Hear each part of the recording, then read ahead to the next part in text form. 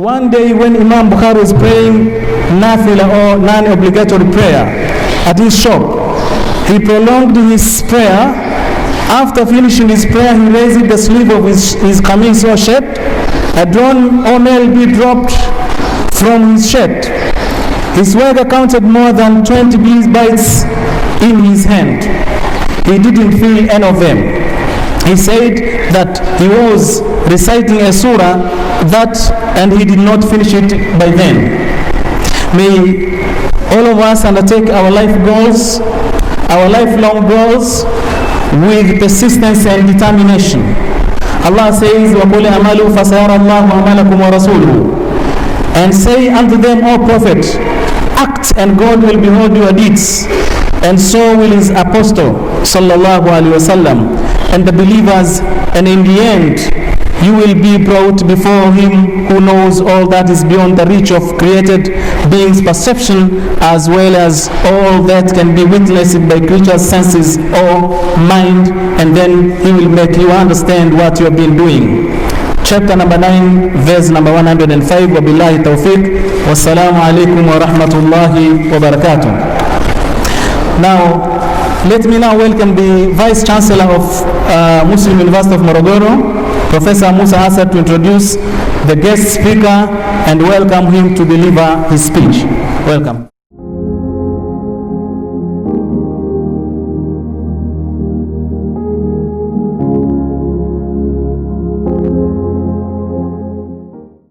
I'm delighted to stand before you here this afternoon to provide a biography of our guest speaker. But before I do that, I'd like to pass on just a very small message. And this message is, I think, a message of a mixture of disappointment and a bit of joy. Disappointment because, in my view, this is a gathering of ibadah. Ibadah because this is learning, and as Muslims we are required to learn. So this afternoon a brother has come here to give a very important presentation in our annual calendar, the Imam Bukhari Memorial Lecture, a very important milestone for us. So I'm happy that some of you came here because this is an extremely important event for those who are determined, because out of this, inshallah, very positive things will come in the future, and you're not going to forget this. And that's the introduction of what I wanted to say this afternoon. Other than that, I'm very happy with Brother Hussein Mohammed with us here. He is a very busy person, but he decided this was very important for him, so he came to Morogoro today to deliver this memorial lecture for Imam Bukhari. Brother Hussein, his education, he is an LLB, which is a Bachelor of Laws from University of Warwick in the UK, and he did his Masters at Cambridge. Usually you don't get somebody who does those two degrees at two different high-profile institutions. Warwick is a very critical educator for laws in the whole of the Commonwealth. Cambridge, you all know about Cambridge, but in addition to that, he did a second master's at Harvard Law School. So in terms of education, I think we have the best educated person in this sphere of legal education. He served as a legal advisor to the trial chambers of the UN International Criminal Tribunal for Rwanda, ICTR, for 7 years between 2006 and 2013. The tribunal was established by the UN Security Council to prosecute persons responsible for the perpetration of genocide, war crimes against humanity, and war crimes in Rwanda.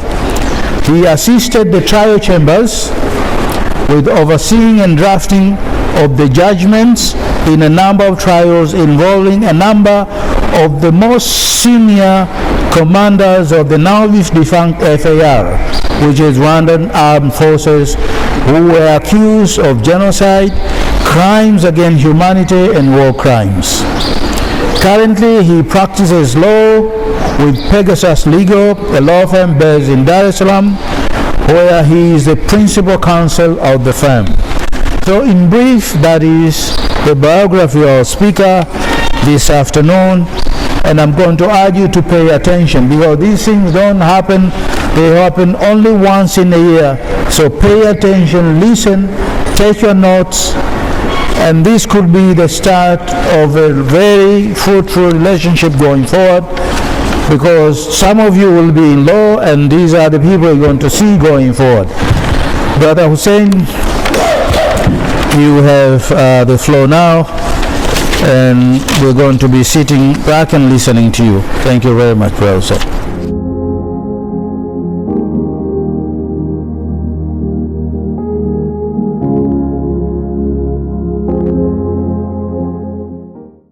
Bismillah ar-Rahman ar-Rahim.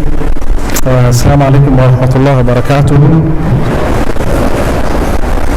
It gives me immense pleasure to be with you this afternoon, and I want to thank the Vice Chancellor of the Muslim University of Morogoro, Professor Assad, and Deputy Vice Chancellor Academic, Professor Josie, for extending this invitation for me to be with you and to give this annual Imam Bukhari lecture.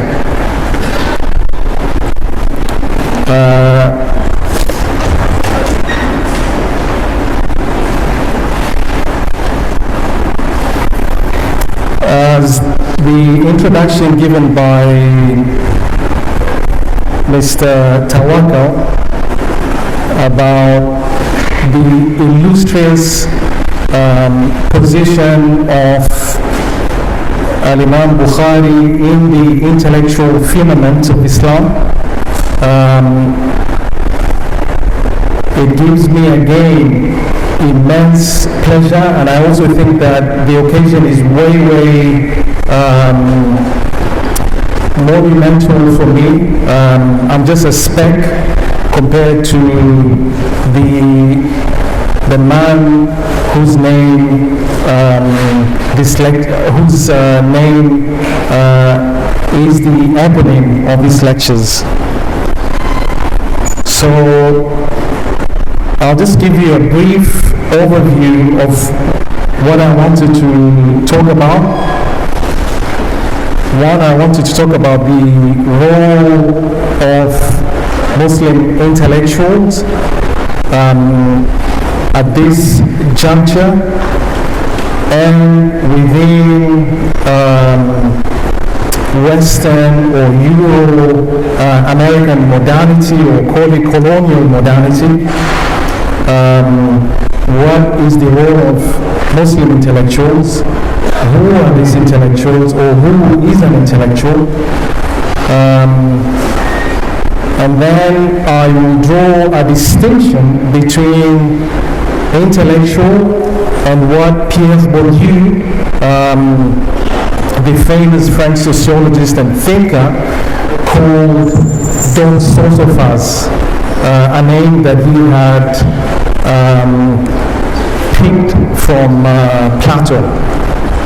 And then I would, in the course of this lecture, it will be very clear to you that I would adopt the thinking,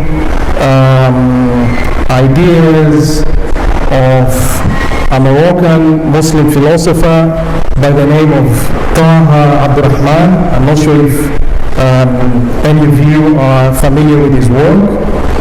As I will use his ideas as the sinoshu, or the intellectual sinoshu of this lecture, and more importantly, his critique of Euro-American modernity, his project of Islamic renewal, and his ideas about the contrivance of a new human being, call it an Islamic pangenesis. Okay?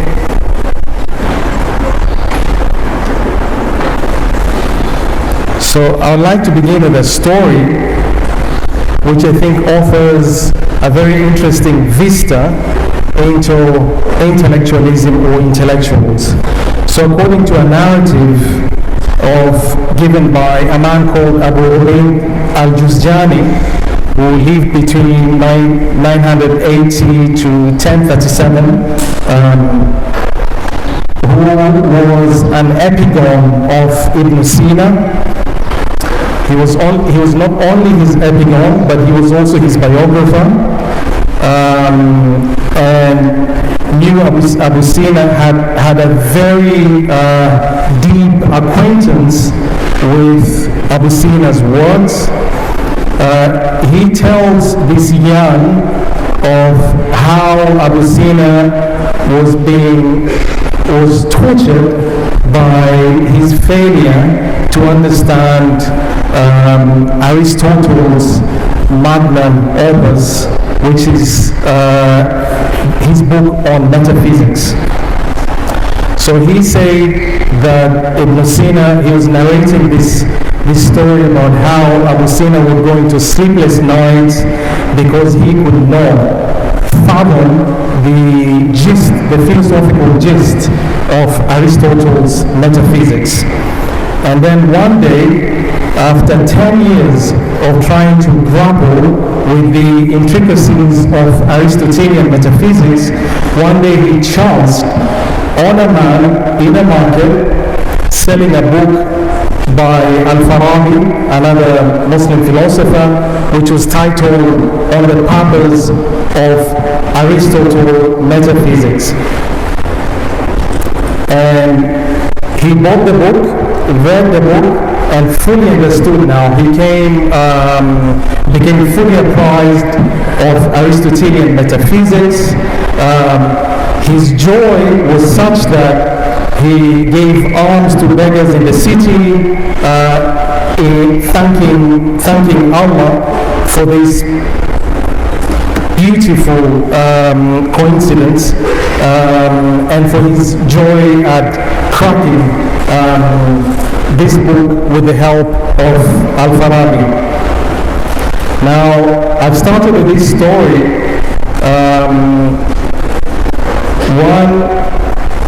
so as to get an entry point into a definition of who an intellectual is. This story, this yarn about Ibn Sina's struggles with Aristotelian metaphysics I'm not offering it as an example of what a Muslim intellectual should be, but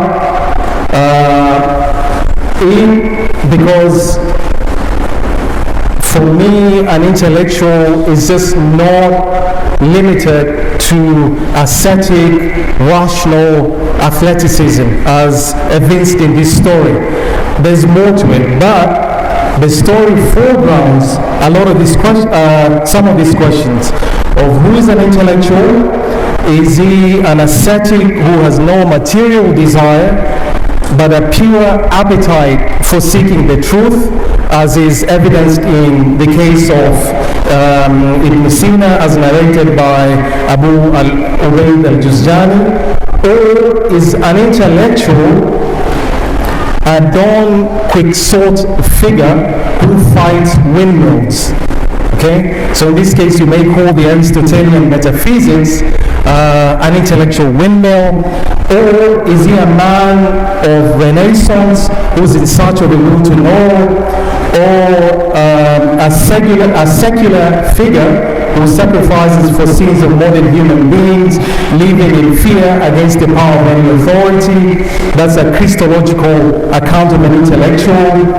Or a virtuous spokesperson of those who cannot speak for themselves, or a lonely superhero who suffers from the ungratefulness of the people, or a merely political figure who represents any kind of opposition, or an isolated individual having distinguished personal tastes in literature or in arts, or science, or is he a man of action who stands for the oppressed, or a man of thought who solely works in the ethereal realms of theory in the kingdom of notions, or an ivory towered thinker who is apart from ordinary people, an adventurer having the guts to question the social-cultural underpinnings of the norms that govern his or her society.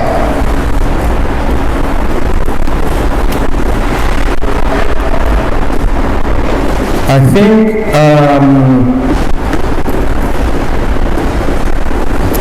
for me,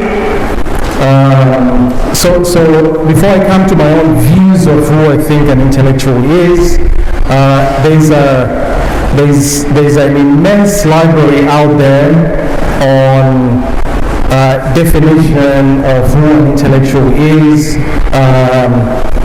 a surfeited discourse on intellectuals, and I would not want to detain you with this work, but suffice it to refer to two figures who I think have given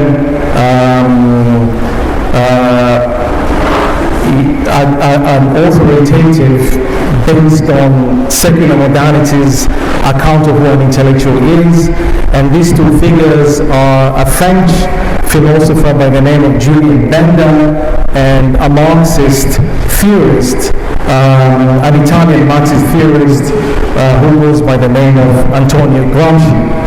Now, according to Benda,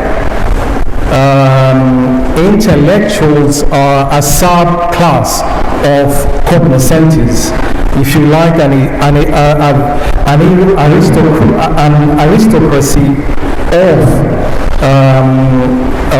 talent, people who are super gifted, morally endowed, but very few, and who have an unyielding distance from the quotidian, practical realities that me and you grapple with on a daily basis.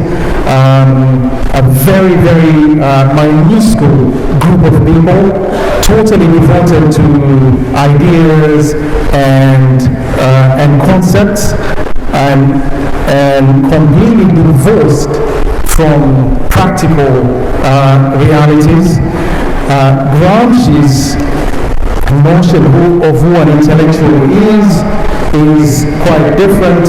He believes that majority of people are capable of ascending to that status of an intellectual, but that only a very few perform the role of intellectuals, which is, according to him, speaking truth to powers that be,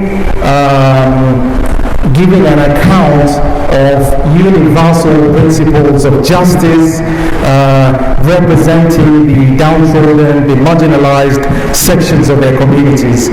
But Gramsci believes that it's only, while majority of us can be considered to be passing intellectuals, there are only a few of us who actually perform the role of a public intellectual.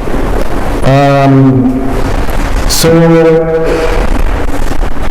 Gramsci was one of the very few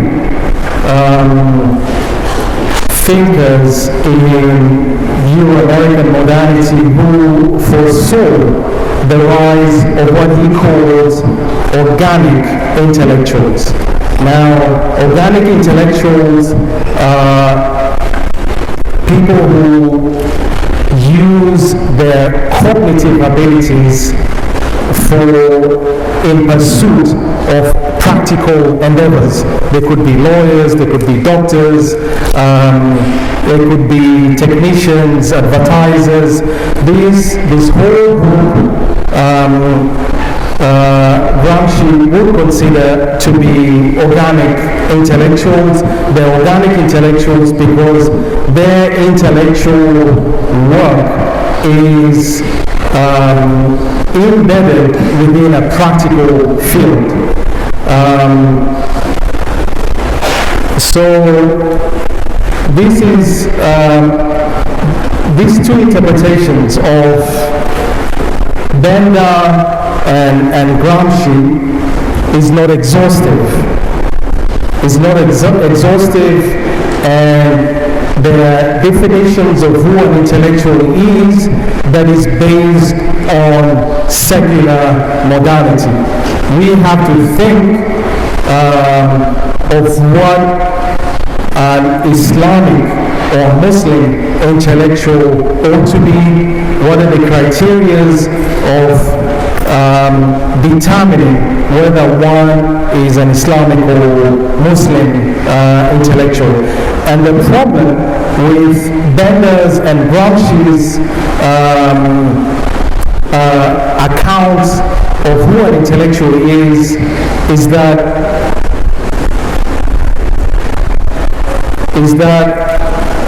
they are deeply embedded in atheistic ontology. It's an ontology that is severed from the transcendental, and the work of this intellectual, either in Benda-esque account or in Gramscian account, is totally devoted to the pursuit of secular objectives. Now, to think about what an intellectual should be, or a normative account of who an intellectual is in Islam at this juncture, I would have to seek recourse to Taha Abdurrahman's work. Now, for a long, for a number of years, I've been to madrasas here and there. Sheikh Tawakkal can attest to that, but I would not consider myself as someone who has had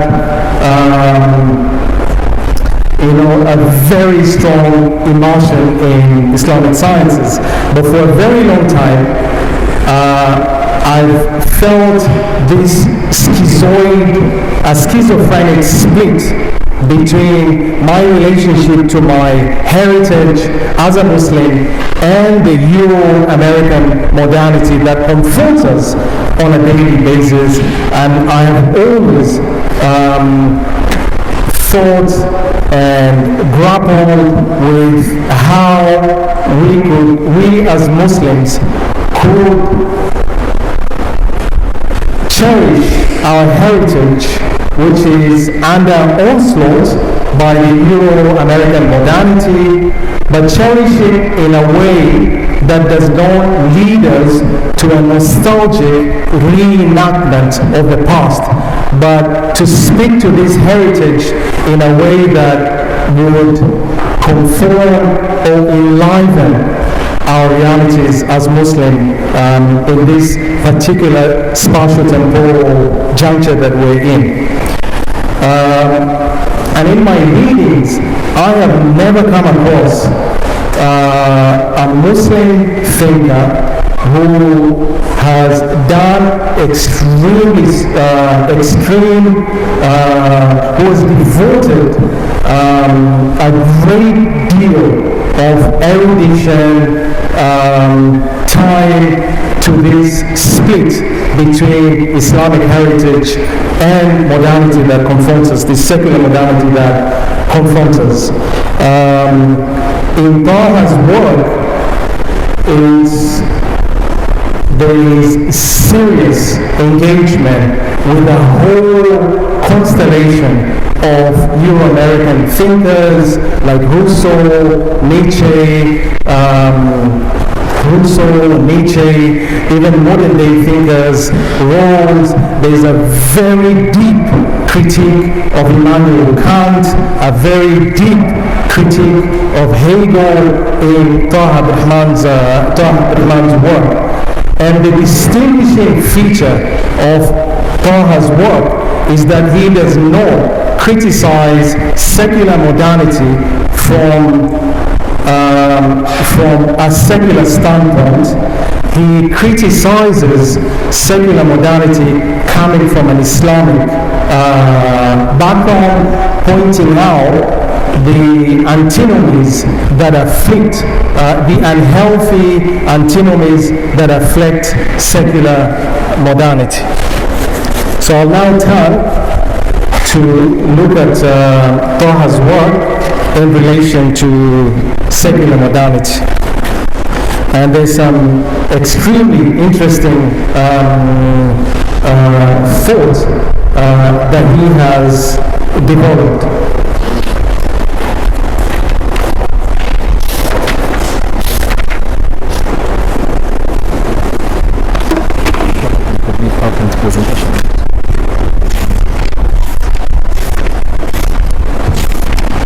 I hope we're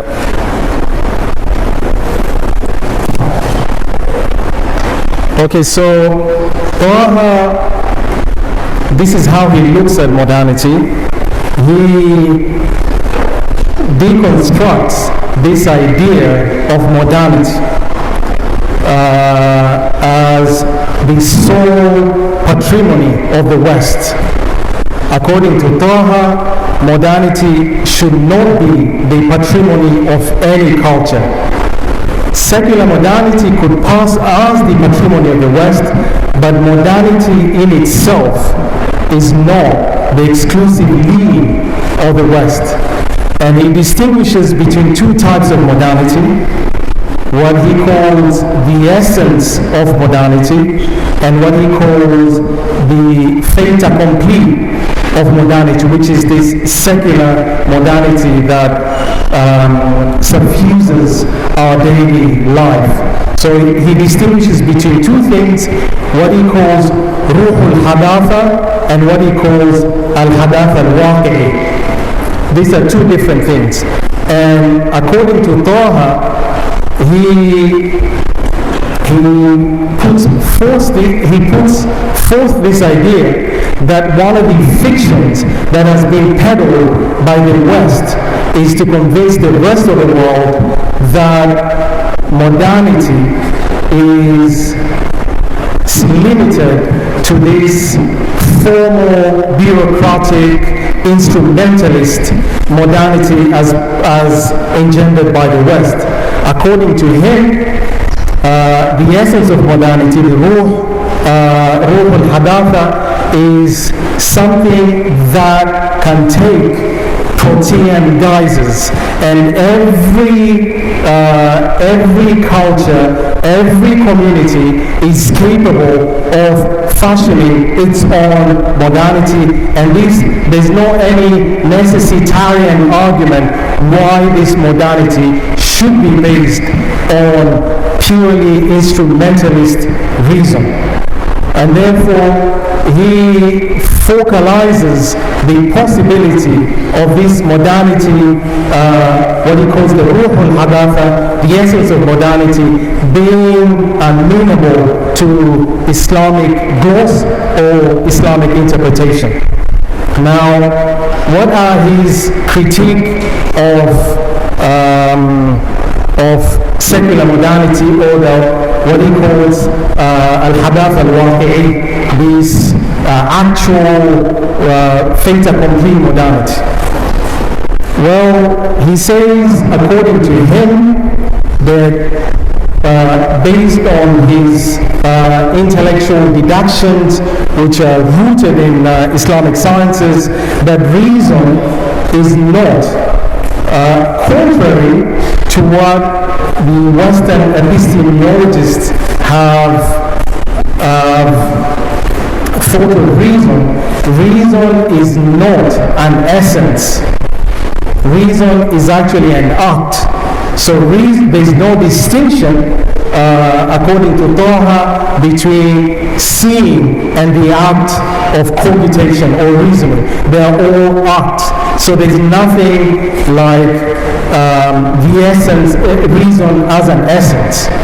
And therefore, according to him, reason being an art, it can be divided, or reason can take three different permutations. So there's one form of reasoning, which is what he calls deluded reasoning, or al-aql al-mujarrad. This is a rationality that is limited to description of external reality. This is reason that is completely bereft of ethicality. And it's instrumental, it's the kind of reason that you use, let's say, to drive your car. It gets you from one point to the other. It can be amenable to a whole galaxy of users. This aql al-mujarrad, or deluded reasoning, is, according to Taha, the raison d'etre of Euro-American secular modernity. The reason is just limited to a formal instrumentalist reason. And there's also another form of reason that Taha calls guided reason, or al-aql al-musaddad, which is a reason that is not immanentist. It does not refer to itself, but it proceeds from norms. And legal reasoning is this form, could be a form of guided reasoning according to Taha. And there's another form of reasoning, which is the reasoning that Taha calls purely Islamic, is what he calls enhanced reasoning, or al-aql al-mu'ayyad. This is a form of reason that is tethered to spirituality. It's not a reason on its own. It's a reason that has very strong ontological bond to spirituality. Now, what are the problems with deluded reasoning? Well, according to Taha, every form of reasoning engenders or produces its own form of ethics. So if you have deluded instrumentalist reason, you are more likely to end up with instrumentalized ethics. So he calls it again at-takhalluq al-mujarrad. But if you have guided rationality, the chances are you will end up with a form of ethics that is also guided. And if you end up with enhanced reasoning, which is, as I said earlier, is ontologically tied to what Taha calls alamul ghayb, the transcendental world, which, by the way, one of the issues that Taha criticizes, and he criticizes Muslims as well, he says we have imbibed wholesale the directions of Western modernity. So we have very strong distinction between, let's say, faith and reason, between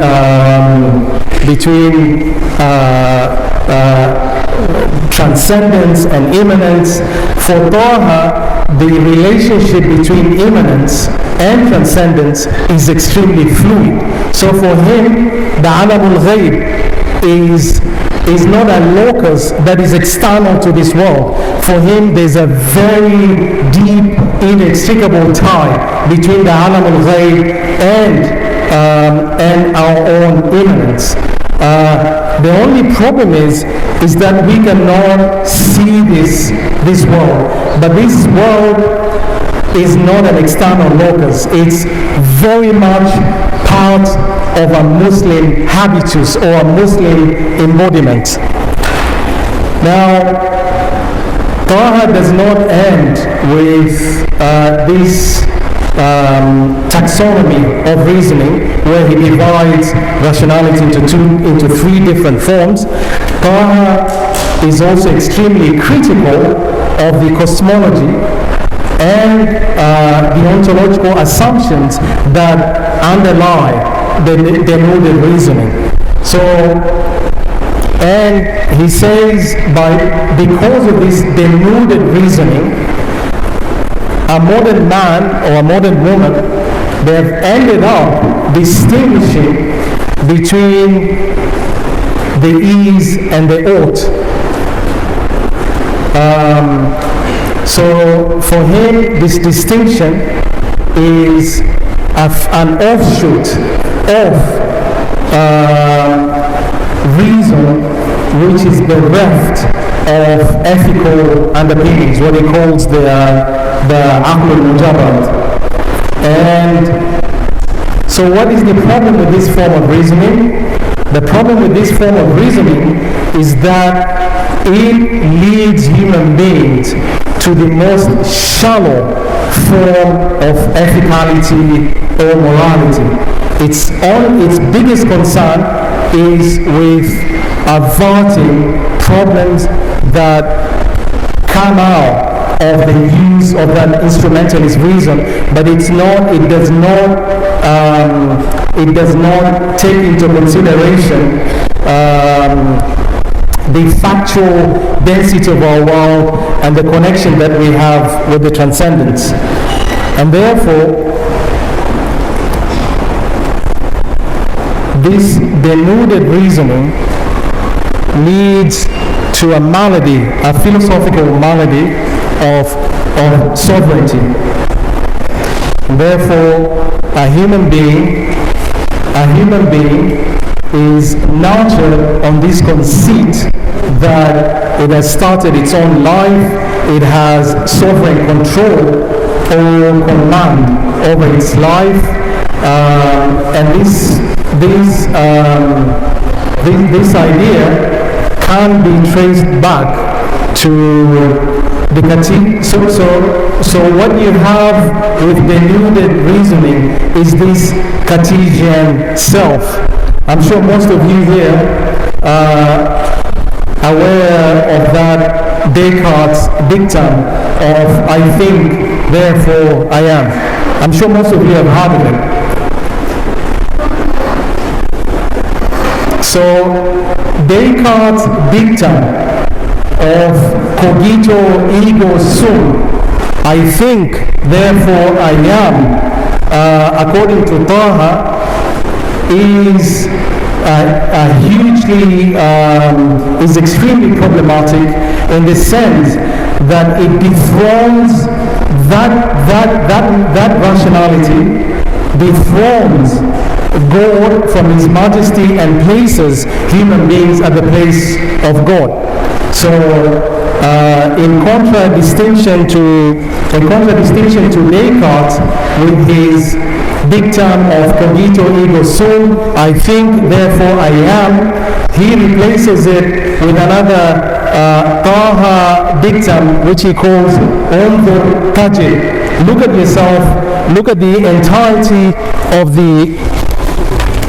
look at yourself, introspect, and you'll see the entirety of existence in yourself. In other words, you are not a self-caused monad. Your existence is, whether you like it, whether you deny it, whether you affirm it, is deeply connected to Allah. So he takes this saying from an Andalusian Sufi by the name of Abu al-Abbas al-Mursi, who says, "Unzur tajid fika al-wujudu bi-asrihi." Look at yourself. So cast away this conceit that you are your own maker, and look at the existence in yourself, and you'll see that your own self is an indicative of your transcendental origin. Now, I'll move on to Taha's discussion about ethics in relation to reasoning. So, with sovereignty, with this idea of sovereignty and reasoning, which is stripped of any moral underpinnings, a human being ends up becoming the source, the ultimate source of all his actions, but Taha has,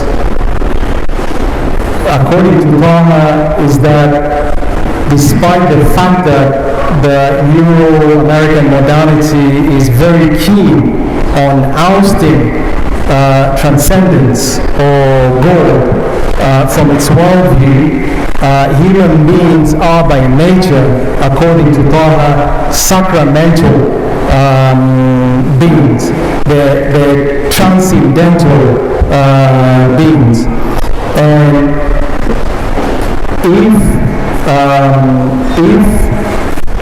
even if they deny or seek to expel transcendence, given their nature of being transcendental beings, they would find ways of morphing the transcendence into other things. And therefore, he takes to task Immanuel Kant with his ideas of human will, motive, and rationality, and he criticizes Kant for essentially Christianizing modernity. So what we see in all Kant's work on metaphysics is nothing but an operation of analogy and substitution. So in the place of God, a human being is substituted and becomes a deific alternative. In place of God's command, the human will takes over. And the kingdom of ends, what Kant calls his kingdom of ends, that if all human beings were to adhere to the categorical imperative, the Kantian categorical imperative, is that we will all end in this beatific kingdom of ends, where everybody treats the other way, the other one in a humane manner. Well, Kant, Taha thinks that what Immanuel Kant is doing is nothing short of intellectual legerdemain. It's an intellectual form of sorcery. He's substituting human beings for God and analogizing Christianity with humanism. So this Kantian subject is nothing short of a deific being, a simulacra of God.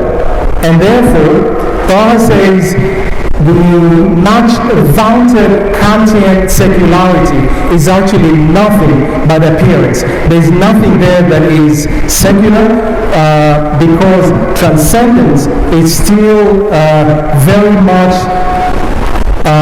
warp and woof of Kantian thinking. What he has done is that he has migrated transcendence from its proper locus and invested it in human beings. The other author that he also takes to task is Hume. So Hume is famous for distinguishing between the is and the ought. So the is what is actual, and the ought is what is not actual. So the is what is amenable to sensory experience, and the ought is something that is lodged in the transcendence. Taha again thinks that this distinction between is and ought is at the heart of secular morality. So they will tell you that religion cannot be the source of ethics or morals, and therefore, because of this distinction between is and ought, religious utterances or statements, what Taha calls enunciative statements, cannot be empirically, cannot be subject to empirical verification, and therefore cannot be the source of ethics in a secular modernity. Taha has a number of criticisms of these Humean conclusions. One, he thinks Hume has a very poor notion of what religion is. His account of religion is extrapolated from his experience with the church in Europe, and that there cannot be a distinction between is and ought,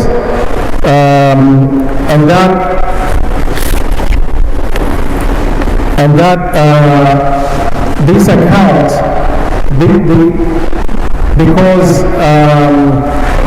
because given the transcendental nature of human beings, this distinction between the is and the ought is completely untenable. So, for Taha, religious statements which Hume considers to be transcendental, empirically unverifiable, and therefore cannot be the source of ethics. For Taha, according to his definition of what being is or religion is, according to him, is that these religious statements, their value does not depend. Their value does not depend on. Their value does not depend on truth or falsity, and therefore the need to verify them empirically is completely otious, is completely unnecessary. The value of these enunciative statements of the religion, let's say what you find in the Quranic text, it lies in the instruction, the edifying instruction that they communicate to the receiver of that enunciative statement. So their value is in the performative, it's not in the epistemic character. So he says, for a believer, the proposition that God commands me to do such and such, it is not the actual event that God has commanded that is relevant. What is interesting or significant, or what holds traction for Taha, is that it's the performative, it's the didactic value of that proposition, in the sense that it induces ethical embodiment. That is where its value lies, and not communication of truth or falsity. So, for a believer, unlike in contradistinction to the Humean account of the distinction between is and ought, for the believer, the command, this enunciative proposition, is taken reflexively, transforming the command from a second person instruction into a first person sense of duty. So it's not God commands me, it's that God commands me to do such and such is metamorphosed in the mind of the believer into I should do such and such. So this performative praxeological relationship between the religious proposition and the believer is there because of the comment that I made earlier about the Taha's belief about the inextricable tie between the unseen world and the seen world.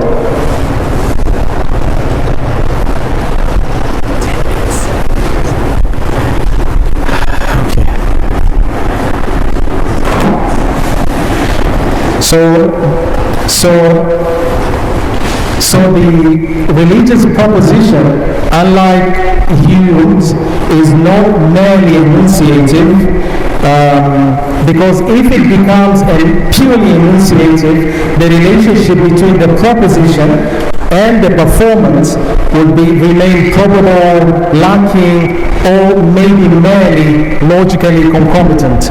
For Taha, the proposition, God commands me, is reflexively turned into, it becomes obligatory for me to do such and such. So for Taha, the distinction between is and ought that underlies secular modernity's ethics is despite the fact that it has been propounded to be a meta-ethic, universal, something that is not subject to cultural or temporal strictures.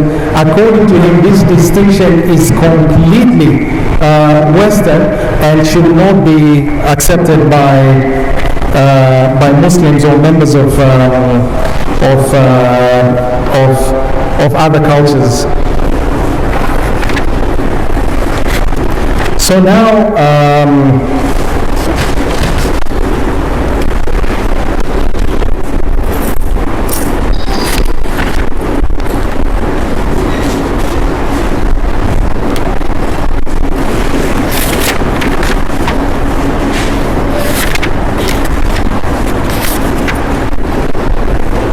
where does Taha leave us? Well, to sum up, Taha is not encouraging fleeing from modernity. He's urging Muslims to decode the essence of modernity and cast aside secular modernity. But then he's also his work is not an invitation for an Islamic recrudescence of sorts. He wants us to breathe life into our heritage and fashion our own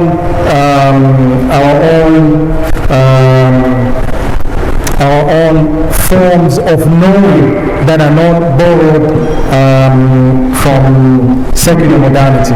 He is extremely critical of the early Islamic philosophers, the Ibn Sina, Ibn Rushd, Ibn Sina, because he sees their work as essentially being a form of mimicry that to a large extent what those philosophers of yore did was to give an Islamic, what they did was impersonate Greek heritage with an Islamic flavor, and they did not deal with that Greek heritage or Greek import at its epistemic ontological level.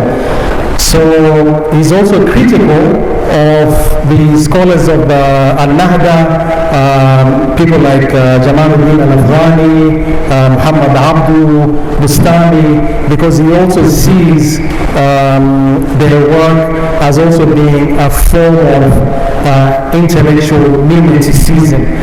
They were just mimicking Euro-American modernity without seeing the dangers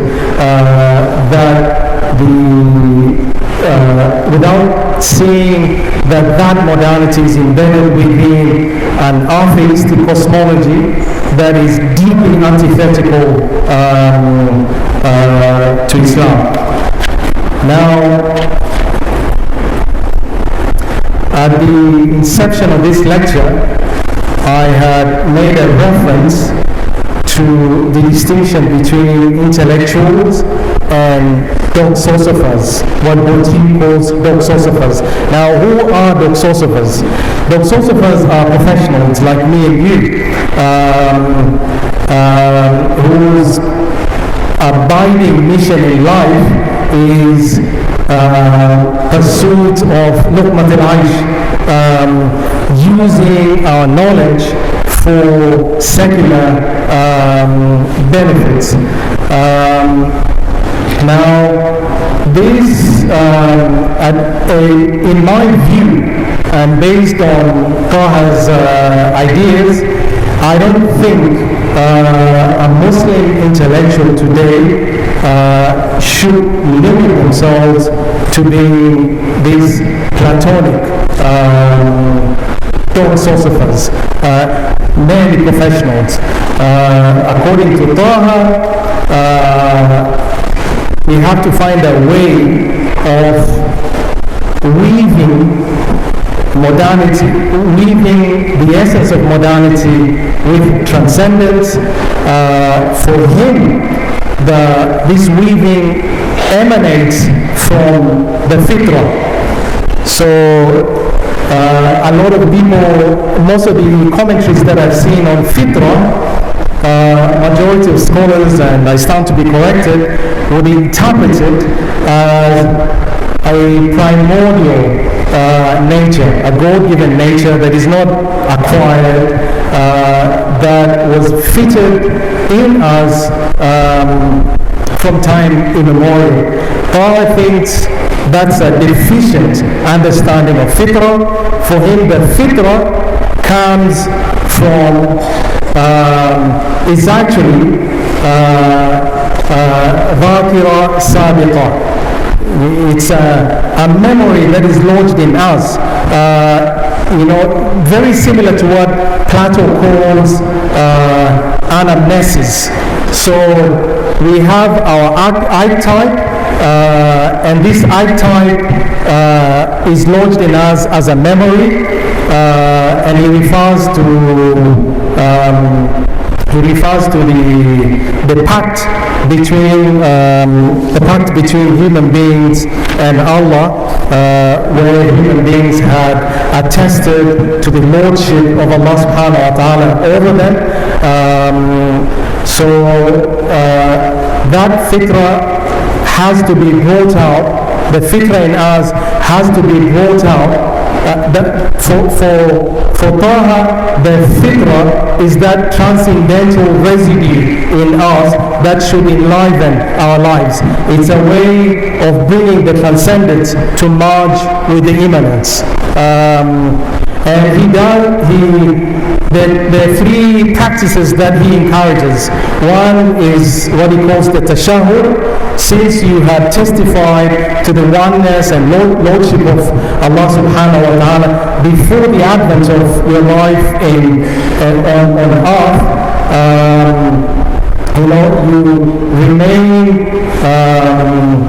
you maintain that fidelity to that tashahhud, and what he calls the amana, and what Taha also calls amal tazkawi, which the amal tazkawi is that ethical practice that helps you to merge transcendence and immanence. And I think for me, I would encourage most of you to seek out this man and study his works. There is so much in his works that has a lot of resonance for us at this juncture, and I think there is so much in his work that could provide philosophical anchor for our lives and rescue us from the sterility of life as is offered by secular modernity. Wa alaikum salam wa rahmatullahi wa barakatuh.